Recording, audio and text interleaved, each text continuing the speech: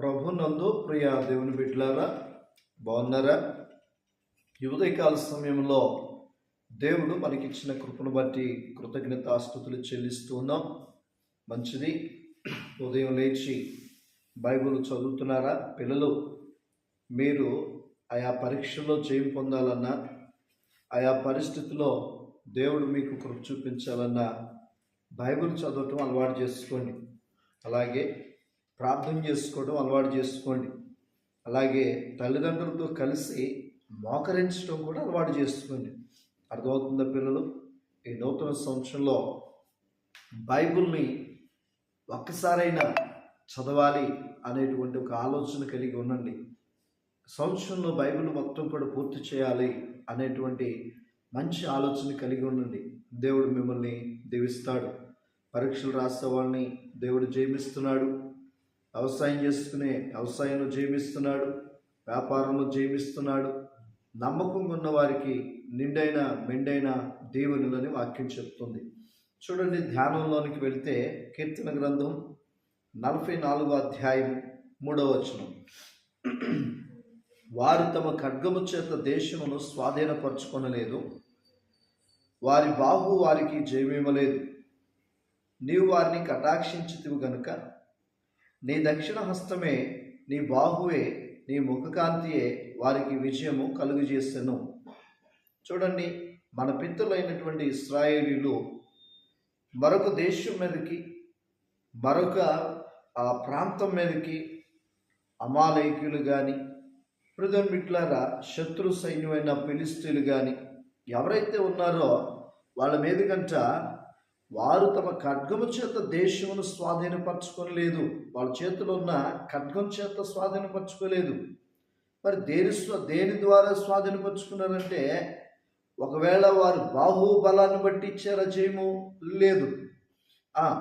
వారిని కటాక్షించితివి గనుక, నేనట దేవుడు వారిని కటాక్షించాడు గనుక ఆయన దక్షిణ హస్తమే, ఆయన బాహువే, ఆయన ముఖకాంతియే వారికి ఏం చేసింది?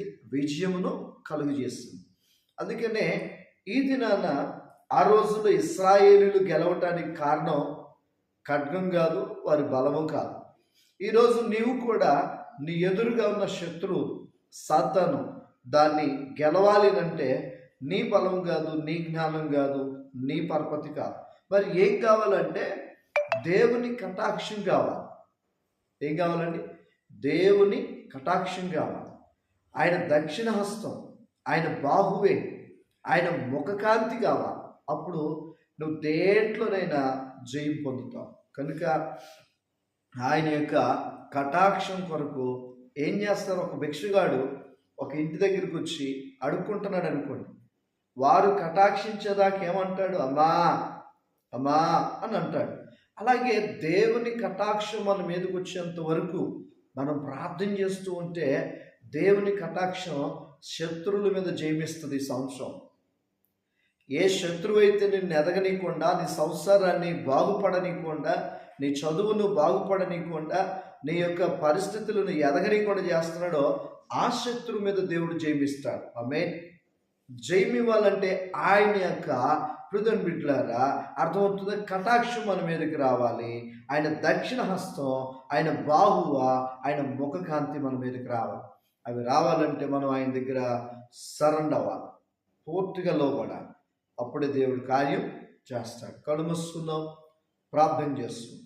పరిశుద్ధుడా, ప్రేమ కలిగిన దేవా, ఈ ఉదయకాల సమయంలో మా పితరులైనటువంటి ఇశ్రాయేలీయులకి వారికున్న ఖడ్గం చేత జయమివ్వలేదు, కానీ నీ యొక్క కటాక్షం చేత, నీ వెలుగు చేత, నీ దక్షిణ హస్తం చేత వారు జయం పొందారు, స్వాధీనపరుచుకున్నారు.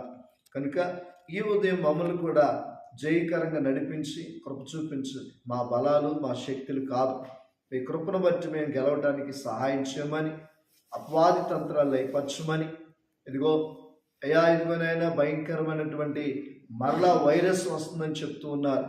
ఆ వైరస్ను కూడా మీరు లయపరచండి. ఇప్పటికే కోవిడ్-19 ద్వారా ఎంతో బాధపడ్డాం, ఎంతోమందిని కోల్పోయాం. కనుక మాకు బుద్ధి వచ్చింది, క్షమించి కృప చూపమని యేసు నామములో అడుగుచున్నాను తండ్రి. ఆమేన్. God bless you. Thank you all.